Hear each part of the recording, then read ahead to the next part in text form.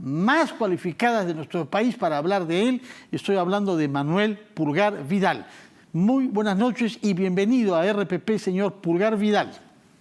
Hola Fernando, muy buenas noches. Un placer de estar acá con ustedes y muy buena tu introducción. Es la mirada de largo plazo con acciones de corto plazo. Bueno, comencemos por un punto específico. No sabemos bien cuál es el origen de la pandemia, pero cada vez está más claro que tiene que ver con la deforestación en China y con el contacto que algunos animales toman con otros cuyos hábitats no estaban destinados y no habían estado nunca en contacto. ¿Qué está pasando con la deforestación a nivel mundial y en nuestro país? ¿Y qué otros horrores, qué otras tragedias podemos vivir si es que no somos conscientes de algo que parece muy lejano y muy abstracto, pero como usted lo ha dicho, nos afecta en la vida cotidiana, como la pandemia ha puesto en evidencia? Sí, es muy cierto, Fernando. Las pandemias de origen zoonótico, es decir, las que son de transmisión animal a humano, tienen en especial cuatro fuentes, y las cuatro fuentes son ambientales. Degradación de los hábitats de especies silvestres, y eso genera un mayor contacto de estas especies silvestres en zonas habitadas por seres humanos. Pérdida de estos recursos, hábitats o ecosistemas por el cambio climático. Comercio de flora y fauna silvestre, que en algunos casos del mundo está declarado como ilegal y en otros no, y hemos visto estos mercados en China, donde las especies de fauna silvestre son a su vez para consumo humano y están en los mercados, y finalmente condiciones de insalubridad.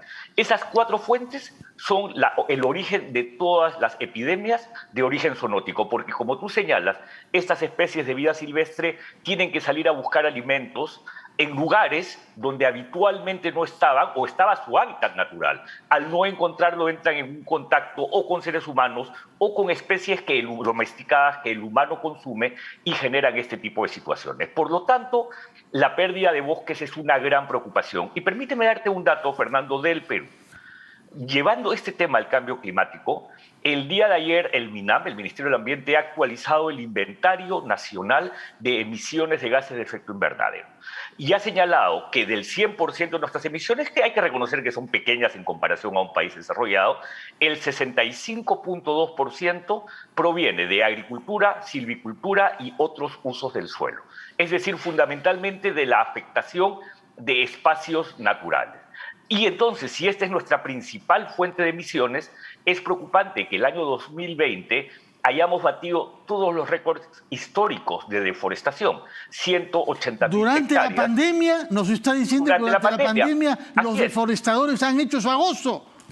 Han hecho su agosto y puede estar derivado de procesos de agricultura migratoria, de procesos ilegales, pero también, Fernando, y esto ha sido poco analizado, de procesos de migración inversa, la gente volviendo a sus localidades, y de procesos de relajamiento de la fiscalización y el control, porque la fuerza policial, las Fuerzas Armadas han estado más atentas a la pandemia que a otras situaciones como una de esta naturaleza. Esa es la parte negativa. La parte positiva, Fernando, es que el día de ayer, hoy, el Perú ha ampliado el plazo del acuerdo de cooperación, la declaración conjunta de intención que teníamos suscrita desde el año 2014 o 15 con Noruega y Alemania, y ahora se ha sumado Gran Bretaña y Estados Unidos como observador, que nos puede representar un financiamiento de 175 millones de dólares para lo que se llama financiamiento basado en resultados. Es decir, el Perú asume compromisos de control de la deforestación y recibe este financiamiento de las fuentes que señalé. Esa es la gran noticia. Lo preocupante es no haber escuchado en ninguno de los candidatos palabra alguna sobre estos temas que son tan fundamentales. Sí, ahora, dígame una cosa con toda sinceridad y despiadadamente, si hiciera falta, por favor. Corremos el riesgo de, junto a las especies amenazadas de extinción, como el oso panda en el Asia y el oso de anteojos en el Perú, ¿figure alguna vez la especie humana? Yo creo que al menos un gran nivel de afectación de condiciones que permiten el desarrollo de la vida humana. Porque ten en cuenta, Fernando, que está absolutamente bien modelado por la ciencia que cada incremento de medio grado de temperatura promedio global frente a lo que fue el promedio al inicio de la era industrial te genera eventos climáticos. Y cada medio grado hace que este evento climático se vuelva más extremo o más catastrófico. Y los eventos climáticos son eventos típicos de la naturaleza, como mayor lluvia en algunos lugares, mayor sequía, incremento del nivel del mar, deglaciación, sabanización del bosque, y es un gran riesgo para la Amazonía, pero incluso hay efectos, escasez de agua de hecho, pero hay unos que son fundamentales, presencia de vectores de enfermedades nuevas. Tú recuerdas, Fernando, en el Perú hablábamos antes del dengue, que sigue siendo una epidemia severa en el Perú, pero luego vino el Zika y luego el chikungunya, y todo esto deriva del incremento de la temperatura. Si eso lo hemos generado con el incremento de 1.2 grados Celsius desde el inicio de la era industrial a la fecha por nuestras emisiones de gases de efecto invernadero, imagínate que lo incrementemos a 3. Se van a perder condiciones de habitabilidad de muchos lugares del planeta, se habla de procesos, obviamente, de fatalidades, pero también de procesos de migración involuntaria, porque estamos viendo que los estados insulares empiezan a sumergirse por el incremento del nivel del mar y tienen que buscar lugares a donde migrar. Entonces, si no actuamos hoy, las consecuencias catastróficas sobre el planeta son severas. Pero si no actuamos como Perú, también hay consecuencias económicas. Permítame, por favor, ir a una breve pausa, después de la cual quiero volver a temas de la coyuntura, que tienen que ver con los planes de gobierno y las ausencias clamorosas que tienen, que las ha señalado ya, pero también a una buena noticia que nos ha caído en esta situación, que es la primera reserva marina que ha sido proclamada en el Perú. Desde ahora tenemos 8% de nuestro mar, de la superficie de nuestro mar, considerada como reserva marina. Nos lo va a explicar los alcances y las críticas que se han formulado después de una breve pausa, por favor.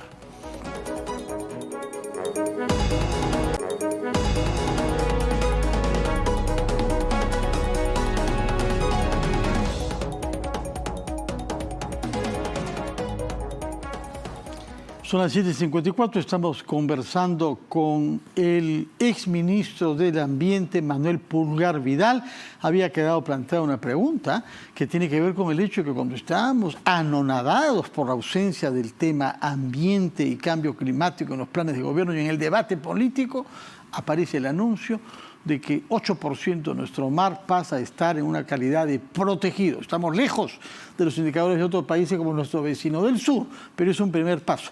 Explíquenos, por favor, por qué es que cuesta tanto en el Perú tomar una decisión de ese tipo, por qué no se logró, por ejemplo, cuando usted era ministro hace 5 años, es cierto ya, y también qué particularidad tiene en este mar dorsal de Nazca, bajo el cual se nos dice hay una cordillera con montañas elevadas.